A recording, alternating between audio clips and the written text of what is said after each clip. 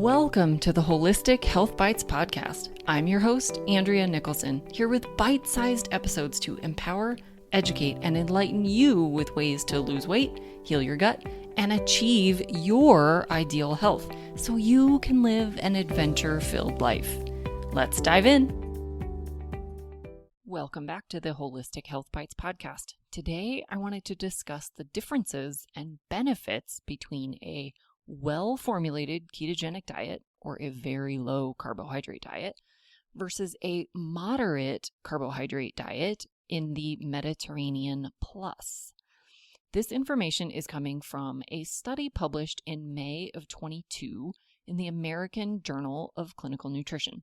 They published a study called The Effects of a Ketogenic Diet versus Mediterranean Diet on Glycated Hemoglobin in Individuals with Prediabetes and Type 2 Diabetes mellitus.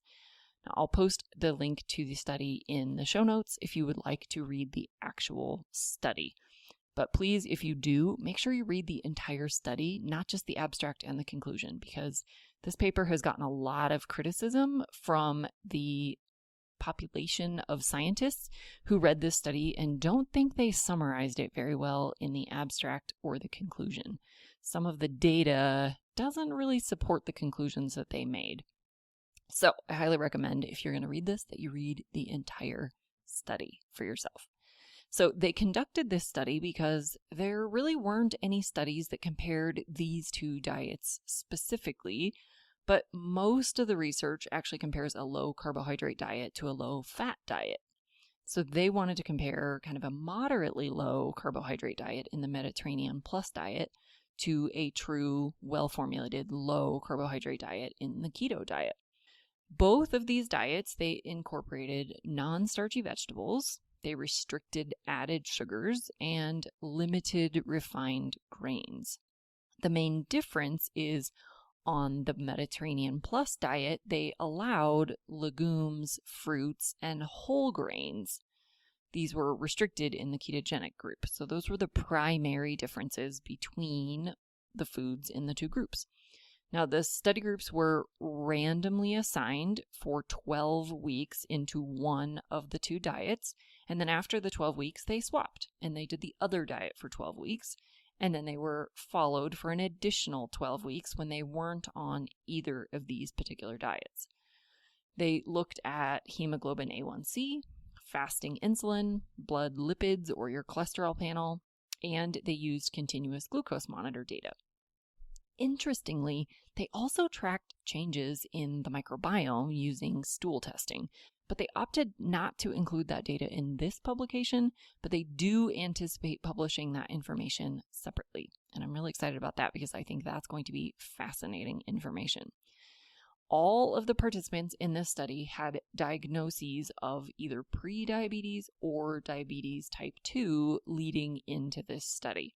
The well-formulated ketogenic diet instructions included limiting carbohydrate intake to 20 to 50 grams of carbohydrates, taking in protein at about 1.5 grams per kilogram of ideal body weight, and to fill the remaining of their foods with fat. They were told to exclude legumes, most fruits, they were allowed some berries, and all grains and all sugars. They were advised to consume at least 3 servings of non-starchy vegetables every day and to make sure that they were taking in adequate minerals and fluids throughout. The Mediterranean Plus diet instructions were to follow the Mediterranean diet pyramid with the restriction of added sugars and refined grains. They were asked to follow a mostly plant-based diet with vegetables that included starchy vegetables, legumes, fruits, whole grains, nuts, seeds, fish as the primary animal protein, and olive oil as the primary fat source. All participants received weekly coaching and education. All of the meals and snacks were provided for the first 4 weeks of each diet by a dairy and gluten-free food service company. The subsequent 8 weeks of each of the diet plans involved the participants making their own foods, so they could add back in dairy, and then on the Mediterranean plan, they could also add in wheat products. Now, weight loss was not a primary metric of this study, so they were not asked to restrict their calories in any way. They were not intentionally trying to lose weight. They were told to eat until they were satisfied throughout the entire study. In the follow-up 12 weeks, after both groups had completed both diets, they were followed for an additional 12 weeks. During that 12 weeks, they were told they could choose whatever style of eating they wanted. They didn't necessarily have to follow either one of these diets. Any participants on sulfonylurea medications were asked to stop taking the medications during the ketogenic phase and to reduce the dose by 50% during the Mediterranean phase. Now, I find this information alone pretty telling as to which diet has the most impact on blood sugars.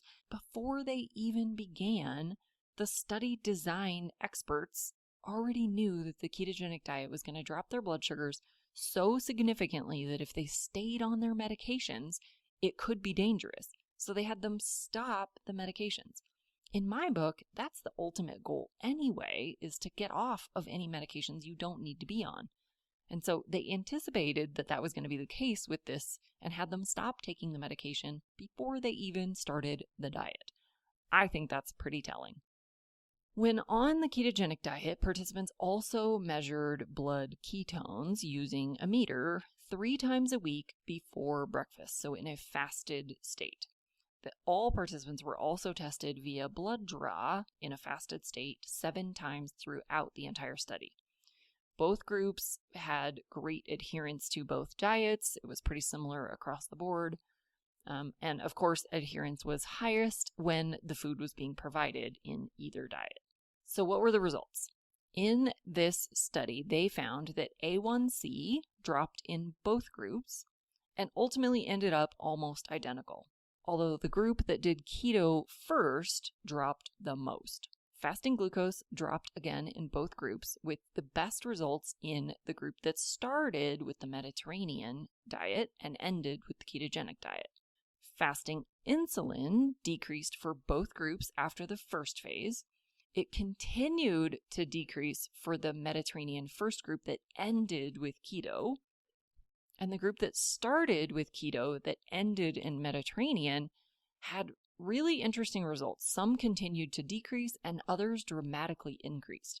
The overall average was a decrease, but they had a pretty wild split as to what happened when they transitioned from keto to Mediterranean, demonstrating that there's clearly significant differences amongst insulin sensitivity in those groups.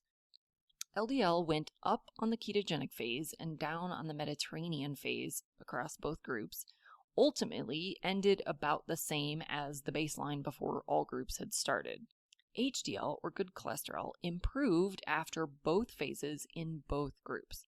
Initially, it actually decreased or went the wrong direction in the Mediterranean first group, but improved dramatically in the keto phase for this group. But ultimately, both groups saw improvement by the end.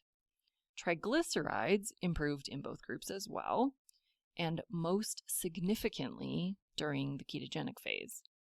ALT, which is a liver enzyme, also improved in both groups and both phases.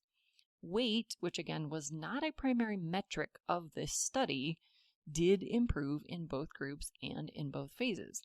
The group that started with keto first and ended with Mediterranean lost the most, and most significantly during that ketogenic phase. Now, average glucose using the continuous glucose monitors also improved in both groups, with the biggest decrease in the group that started with keto first, and it decreased by 10 milligrams per deciliter over that phase. Ultimately, the group that started with Mediterranean and ended with keto dropped the most with a 13.4 point drop. Now, my take on this study is clearly both diets can be beneficial, as can any whole foods diet. For anyone with metabolic disease of any kind, not just diabetes and prediabetes, managing blood sugar and insulin is vital to health. This is really something all of us need to pay attention to. Don't be afraid of fat and protein. These are essential nutrients for life. There are no essential carbohydrates. scientists are still learning about the true effects of the increased LDL, traditionally considered more dangerous. But a lot of research now is showing that this marker really shouldn't be used in isolation to determine your cardiovascular disease risk. Some studies are even now showing if you take a deeper dive and look at cholesterol particle size, you look at ApoB and some of the other more comprehensive markers, this can actually give you far more valuable information, showing that sometimes even higher LDL can be protective in some cases. So it's easy to just say, the LDL went up, therefore this is a dangerous diet, but it's really not that simple. There's a lot more research to be done, and right now the research is showing that just looking at a basic lipid panel, the LDL is not a very reliable marker all by itself. You really do need to take a deeper dive to understand your true risks. But in this case, both these diets, both a moderately low and a low carbohydrate diet, had tremendous impacts on triglycerides, blood sugars, A1C, insulin, all of these other markers, and both improved weight. There's a lot of other studies that compare low fat and many other styles of eating, and low carb tends to do well across the board. So whether you do a low carb diet following more Mediterranean style foods, or you just reduce your carbohydrate intake regardless of the type of food that you consume, just make sure you're following a whole foods diet. Don't fall for the keto products and the sugar-free products. Just eat whole, real food and be cognizant of how many carbohydrates you're taking in, and you will see results. Now, if you do have a metabolic disorder, you might need a stricter protocol to reverse your condition fastest and safest. So please do reach out for assistance to make sure that this is appropriate, that you're set up correctly, and that you really know what you're doing so that you don't end up with hypoglycemia or issues with any medications that you're on. So if I can be of any assistance, please reach out. Otherwise, I will catch you again on the next episode. Thanks for being a faithful listener to the podcast. I'd love it if you left me a 5-star review on this podcast so that others can more easily find this valuable information. Did you know I also work one-on-one with clients? I approach solving health challenges like I approached solving crimes, by conducting a thorough investigation into your case.